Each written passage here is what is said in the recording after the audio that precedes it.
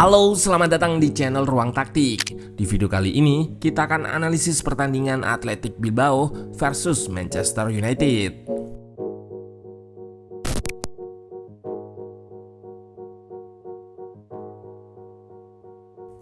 Hasil positif didapat Manchester United di Europa League setelah menang telak 0-3 di kandang Athletic Bilbao. Meski terseok-seok di Liga, Anasu Ruben Amorim ini masih menunjukkan tajinya di kompetisi Eropa. Dilansir dari The Athletic, Manuel Ugarte pernah berbicara soal perbedaan dengan IPL, di mana pembeda dengan liga domestik tersebut ada di aspek fisikal. Fisikal yang dimaksud bukan hanya soal kontak badan saja, melainkan juga soal intensitas, kecepatan ketika transisi, second ball, pressing, dan seterusnya, di mana hal ini jadi problem Manchester United. Pada laga ini pun, sebetulnya mereka struggle terutama di awal babak pertama. Namun aksi Harry Maguire yang cosplay menjadi winger memecah kebuntuan setelah crossingnya terakhir disambut Casemiro. Nah, penasaran dengan jalannya laga dari segi taktikal? Let's go, kita bahas sama-sama.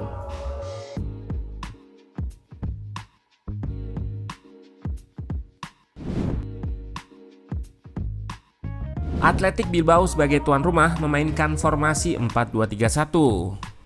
Duo Williams yaitu Nico dan Inaki berada di sayap mengapit striker Sanadi.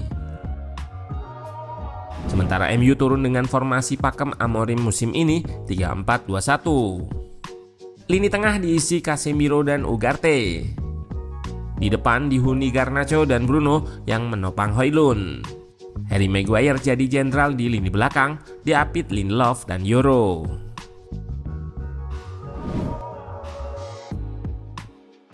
Pada fase build up, MU menggunakan shape 3 back dengan 2 gelandang di depannya.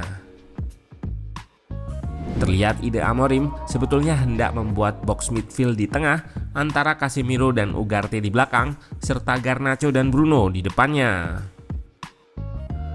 Namun problemnya mereka kesulitan memprogresikan bola menggunakan box midfield ini. Di momen ini Ugarte dipres gelandang Bilbao dan dengan segera pemain lawan melakukan press agresif sehingga opsi umpan tidak tersedia. Dorgu terjebak press di sayap dan pilihan ke belakang terlalu beresiko sehingga Ugarte memilih switch namun gagal. Situasi yang sama, Ugarte menerima bola dari Yoro, kena press agresif dan bikin kesalahan. Pilihan ketika press lawan sudah terpancing adalah long pass. Namun di sini eksekusinya kurang sempurna dan kerap terjadi duel second ball. Memang di laga ini cukup banyak terjadi situasi hilang bola, berlanjut duel second ball atau bola muntah. Bilbao memanfaatkan struggle-nya MU ketika build up. Menurut Ruang Taktik, kelemahan MU adalah menciptakan koneksi atau jalur umpan. Seperti pada klip ini, Dorgu kurang terbuka agar bisa diumpan langsung oleh Ugarte. Gelandang nomor punggung 25 ini juga kehilangan first touch sehingga bola berhasil direbut dan dikonversi jadi serangan balik cepat. Athletic Bilbao sendiri memang mengandalkan pressing dan serangan balik dalam menciptakan peluang. Terlihat di sini terjadi duel lalu bola dimenangkan sang tuan rumah. Serangan balik ketika transisi dilancarkan ke sisi kanan, namun crossing dan shooting Berenguer diblok oleh Lindelof.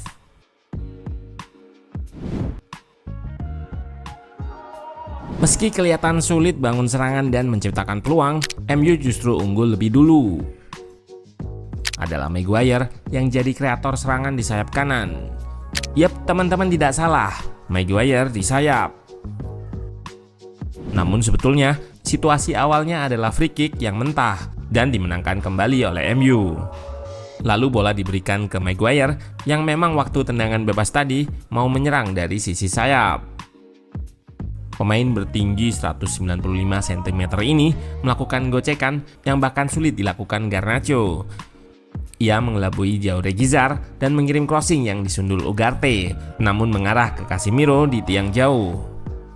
Tanpa kawalan, pemain Brasil ini menyundul bola ke gawang Bilbao, 0-1.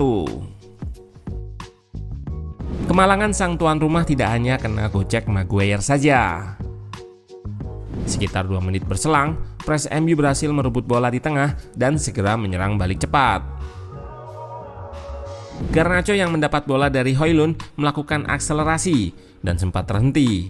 Namun Mazraoui memberikan support yang ia lanjutkan dengan crossing datar. Lewat tayangan VAR, terlihat Vivian melakukan tarikan yang membuat Højlund gagal menjangkau bola. Pelanggaran Vivian ini termasuk dokso, lantaran peluang jadi golnya tinggi, dan aksi dia yang menarik tanpa ada upaya merebut bola membuatnya kena kartu merah. Jika Vivian melakukan tackle ke arah bola dan pelanggaran, masih memungkinkan ia di kartu kuning. Penalti dieksekusi oleh Bruno dengan teknik andalannya, skip hop jump, dan berhasil memperdayai kiper Bilbao. 0-2, momentum berpindah ke MU. Pasca bermain dengan 10 pemain, Athletic Bilbao kalah possession jauh.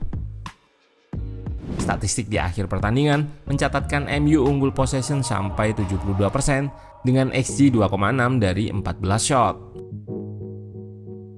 Tim tuan rumah masih mengandalkan situasi press dan rebut bola untuk menciptakan peluang. Namun di sini, Maguire berhasil memblok tendangan Nico Williams. Salah satu cara mengurai press Athletic Bilbao, MU mencoba menerapkan kelebaran maksimal dengan Bruno yang ikut melebar juga ke area sayap. Ugarte juga bertukar posisi dengannya di posisi kelebaran. Struktur menyerang di tengah kerap diubah untuk mengacaukan pertahanan Bilbao. Terlihat di awal gol ketiga MU, di belakang strukturnya menjadi 3 back dan 1 DM. Ugarte didorong ke ruang antar lini agar tercipta lebih banyak koneksi. Casemiro mampu memberikan operan kepadanya dan terjadi kombinasi umpan dengan Bruno yang kemudian lepas dan tinggal berhadapan-hadapan dengan kiper. Dengan placing akurat, ia menaklukkan penjaga gawang 0-3. Struktur 3-1 di belakang ini memang membuat MU punya banyak pemain di ruang antar lini. Taktik ini juga yang membuat Mason Mount dimasukkan guna menambah daya gedor di depan. Namun nampak di babak kedua ini terlihat MU menurunkan intensitasnya. Di sini terlihat ada momen untuk serangan balik, namun Mason Mount malah berbalik meski sebetulnya ada ruang di depannya. Ketika terlihat ada opsi umpan progresi ke ruang antar lini pun tidak dilakukan oleh Lindelof. Praktis peluang-peluang MU di babak kedua ini, nilai XG-nya tidak sebesar pada babak pertama, hanya 0,6. Salah satu peluangnya lewat Casemiro yang mengancam dengan sepakan jarak jauhnya. Lalu dilanjutkan headingnya saat corner yang membentur tiang. Laga ini pun tetap berakhir dengan skor 0-3. Namun menurut ruang taktik, permainan MU belum bisa jadi jaminan untuk menjuarai Europa League. Masih banyak salah umpan, serta problem di kreasi peluang serta finishing yang masih harus dibantu seorang Maguire.